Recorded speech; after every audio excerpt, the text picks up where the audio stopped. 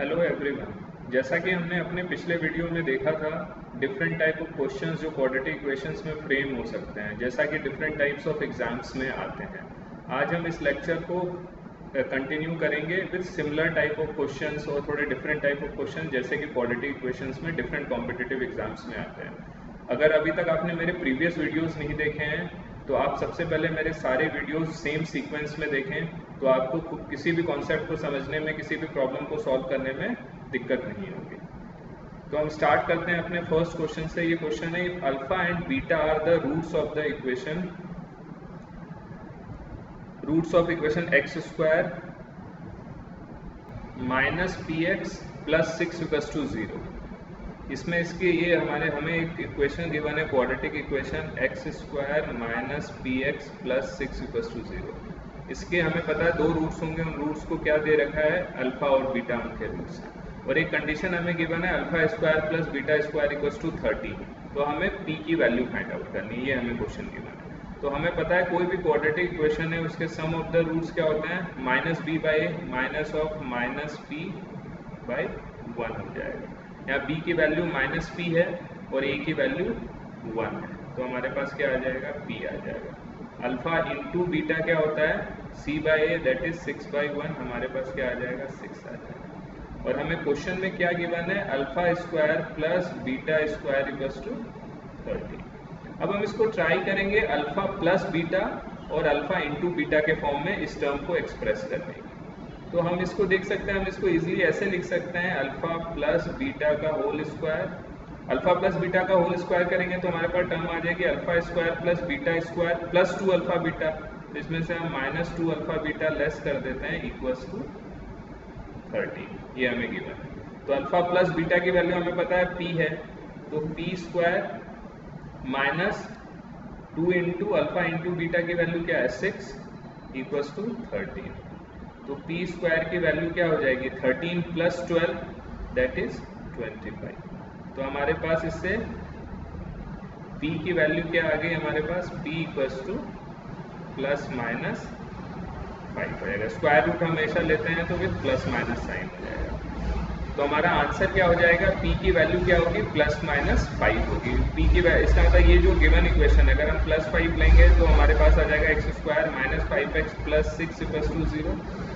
और अगर हम माइनस 5 लेंगे तो हमारे पास आ जाएगा x square plus 5x plus 6 equals to 0। इन दोनों इक्वेशंस के जो रूट्स होंगे उनके स्क्वायर का सम हमेशा क्या आएगा, 13 आएगा। आप चाहो तो उसको क्रॉस चेक भी कर सकते हो, जस्ट आपके अंडरस्टैंडिंग के लिए। मैं एक इक्वेशन कंसिडर करता हूँ, एक्स स्क्वायर माइनस 5x को मैं कैसे फैक्टराइज कर सकता हूँ, minus 3x minus 2x, because minus 3 into minus 2 क्या है, किसके बराबर है, 6 के बराबर है, प्लस 6 इक्वल्स टू 0। और यहाँ पर एक्स स्क्वायर का कोफिशिएंट 1 है, तो इसमें से x कॉमन ले लिया, x माइनस 3 माइनस 2 कॉमन ले लिया, x माइनस 3 इक्वल्स टू 0। तो मेरे पास क्या आ गया, x minus 3 multiplied by x minus 2 equals to 0। तो x की वैल्यू क्या आ गई, 2 और 3। तो हमारे क्या हो जाएगा, 2 का स्क्वायर क्या हो जाएगा, 4 प्लस 3 का स्क्वायर क्या हो गया, 9। तो हमारा आंसर क्या हो गया, 13। इसी तरह जब हम इसकी वैल्यू इसको सॉल्व करेंगे तो हमारा जो आंसर आ जाएगा वो आ जाएगा माइनस 2 एंड माइनस 3।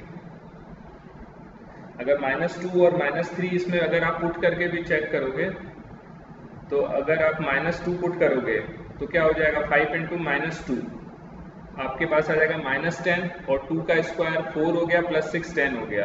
तो ये इक्वेशन को सेटिस्फाई कर रहा है, मतलब सेकंड वाले का एक रूट हो जाएगा माइनस 2। अगर मैं माइनस 3 पुट करूंगा तो 9 प्लस 6 15 और माइनस 15 ये हो जाएगा। तो माइनस 2 माइनस 3 इसके रूट्स हैं, अगर इनके भी स्क्वायर्स का सम करोगे तो हमारे पास 13 हो जाएगा। इसलिए हमारा फाइनल आंसर क्या हो जाएगा, p प्लस माइनस 5 हो जाएगा। ये जो मैंने जस्ट आपकी अंडरस्टैंडिंग के लिए आपको मैंने ये बताया है। नेक्स्ट क्वेश्चन देखते हैं, What is the minimum value of expression x square plus 4x plus 8? इसकी मिनिमम वैल्यू क्या होगी।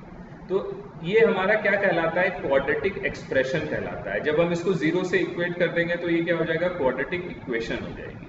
तो कभी भी किसी क्वाड्रेटिक एक्सप्रेशन गिवन है, इसका हमें क्या निकालना है, मैक्सिमम या मिनिमम वैल्यू निकालनी होती है। इस किसी भी पर्टिकुलर एक्सप्रेशन की नॉर्मली क्या होता है, या तो हम मैक्सिमम वैल्यू निकाल सकते हैं या हम मिनिमम वैल्यू निकाल सकते हैं।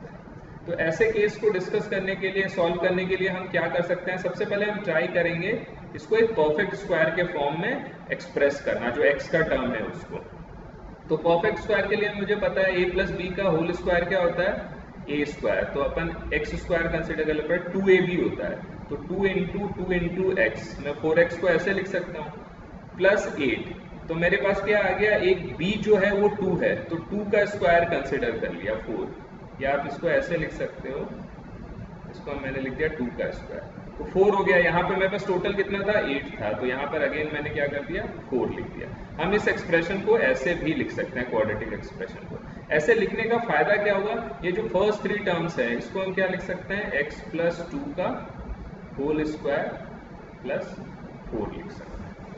अब आप देख सकते हो यहाँ पर हमारे पास एक क्या है, स्क्वायर का टर्म है, और यहाँ हमारे पास क्या है, 4 है।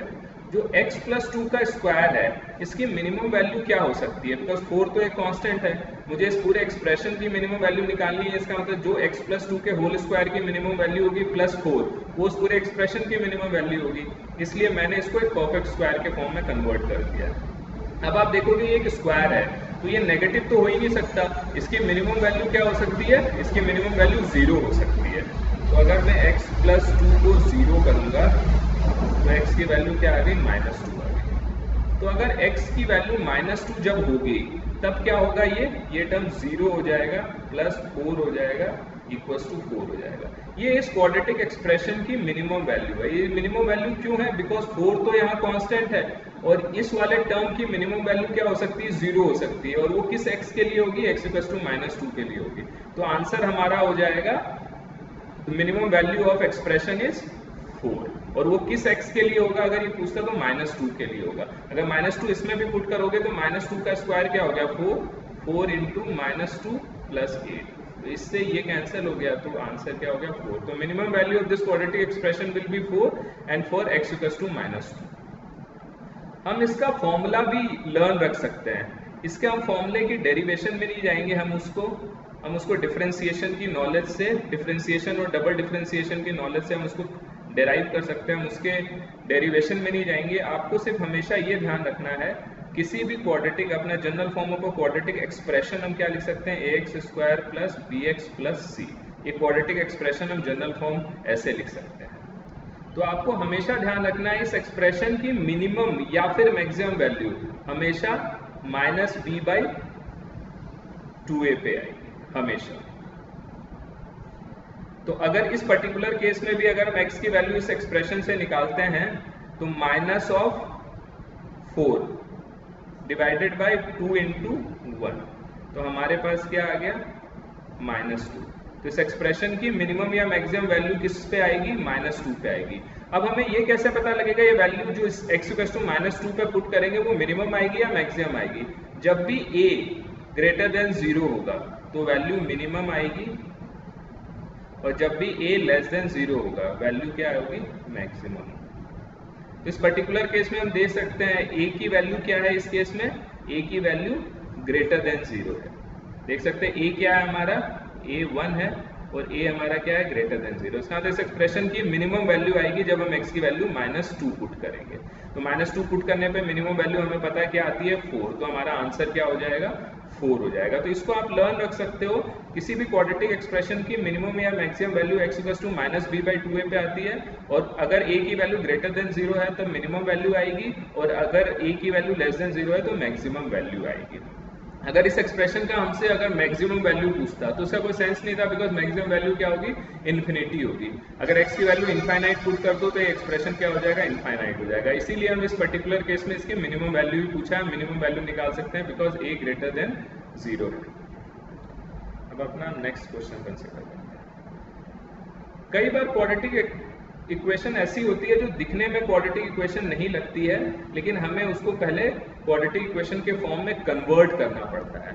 फर्स्ट हम उसे क्वाड्रेटिक इक्वेशन के फॉर्म में कन्वर्ट करेंगे, देन हम क्वाड्रेटिक इक्वेशन को सॉल्व करेंगे। यहाँ देखेंगे हम x क्या है, रेडिकल साइन के अंदर है, यहाँ x स्क्वायर का टर्म तो है ही नहीं, तो हमें दिखने में लग रहा है कि ये क्वाड्रेटिक इक्वेशन नहीं है, लेकिन एक्चुअली हम इसको क्वाड्रेटिक इक्वेशन के फॉर्म में कन्वर्ट कर सकते हैं। इसके लिए हम क्या करना पड़ेगा, हमें स्क्वायर करना पड़ेगा। तो स्क्वायर करने से पहले हम टर्म को थोड़ा रीअरेंज कर लेंगे। तो हम क्या लिख सकते हैं, √3x + 7 = 1 plus under root of 2x plus 3। इस वाले टर्म को मैं राइट हैंड साइड ले गया। अब मैं दोनों तरफ स्क्वायर कंसिडर कर लेता हूँ, दोनों तरफ का स्क्वायर कर देंगे। रेडिकल साइन मुझे रिमूव करना है, तो लेफ्ट हैंड साइड हो जाएगा मेरा 3x plus 7, right hand side में फॉर्मूला लगा दूंगा a प्लस बी का होल स्क्वायर, तो a square plus under root of 2x plus 3 का स्क्वायर 2x प्लस 3 हो जाएगा, plus 2 into 1 into under root of 2x plus 3। अब अगेन हम इस टर्म्स को रीअरेंज करेंगे, तो 3x में से 2x माइनस हुआ तो x हो गया, प्लस 7 में से 3 और 4 माइनस हुआ तो 3 हो गया। x plus 3 equals to 2 under root of 2x plus 3। Again हम क्या करेंगे, दोनों तरफ स्क्वायर ले लेंगे रेडिकल साइन रिमूव करने के लिए, तो हमें दो बार स्क्वायर कंसिडर करना पड़ा लेफ्ट और राइट साइड। तो x प्लस 3 का स्क्वायर क्या हो जाएगा, x square plus 6x plus 9, और राइट हैंड साइड क्या हो जाएगा 2 का स्क्वायर 4 और under root of 2x plus 3 का स्क्वायर 2x प्लस 3 हो जाएगा। तो x square plus 6x plus 9 equals to 8x plus 12 हो जाएगा। तो हमारे पास क्या आ गया, x स्क्वायर माइनस 2x।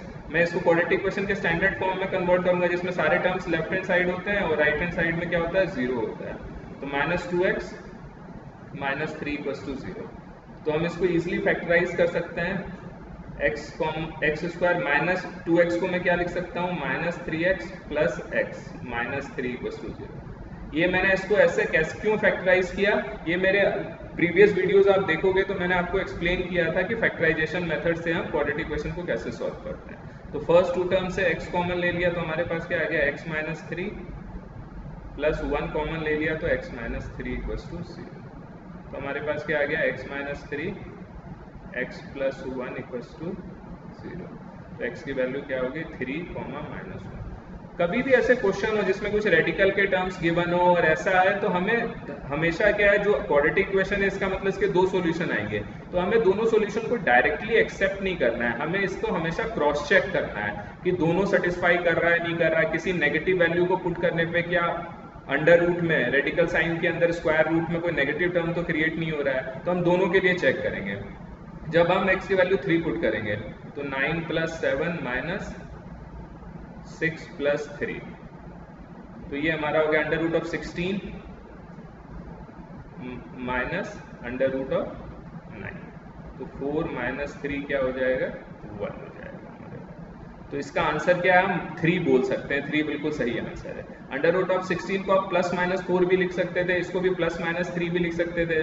तो अब प्लस 4 के साथ ये प्लस इसका कंसिडर कर लेते हैं, माइनस के साथ इसका माइनस कंसिडर कर लेते हैं इसके, तो अब डिफरेंट कॉम्बिनेशन बनाकर भी ये आंसर हमारा 1 आ सकता था। इसलिए हम क्या कर सकते हैं, x इक्वल्स टू 3 हमारा करेक्ट आंसर है, हम इसको डेफिनेटली ले सकते हैं। अब माइनस लूंगा तो मेरे पास क्या आ जाएगा, minus 3 plus 7 minus under root of minus 2 plus 3, तो इसकी वैल्यू क्या हो जाएगी, under root of 4 that is 2, under root of 1 that is 1, तो 2 माइनस 1 क्या हो गया 1 आ गया। दोनों केस में 1 आ गया, इसका मतलब हम दोनों आंसर ले सकते हैं।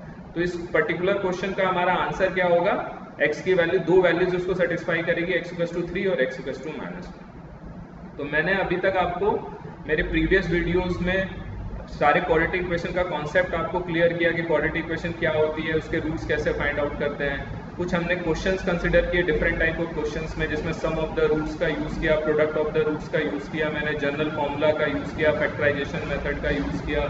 कुछ क्वाड्रेटिक इक्वेशन दिखने में क्वाड्रेटिक इक्वेशन नहीं लगती है, लेकिन हम उसको क्वाड्रेटिक इक्वेशन के फॉर्म में कन्वर्ट करके सॉल्व कर सकते हैं। मैं अपने आगे के वीडियोस में और कुछ डिफिकल्ट क्वेश्चन भी कंसिडर करूंगा, और questions different type of questions कैसे डिफरेंट कॉम्पिटिटिव एग्जाम्स में फ्रेम होते हैं वो हम और डिस्कस करेंगे। तो अभी तक आपने अगर मेरे प्रीवियस वीडियोस नहीं देखे हैं तो उसको आप रेफर कर सकते हैं बेटर अंडरस्टैंडिंग के लिए। और अगर आपको कोई भी इसमें डाउट हो तो आप मुझे कमेंट करके पूछ सकते हैं, मैं सारे आपके डाउट्स को का रिप्लाई करूंगा आपको। तो आपको अगर ये मेरा वीडियो पसंद आया है तो आप इसको लाइक करें और आप इसको सब्सक्राइब करें, सो दैट मैं फ्यूचर में कोई भी वीडियो अपलोड करूं तो आपके पास नोटिफिकेशन आ जाए। Thank you so much for watching.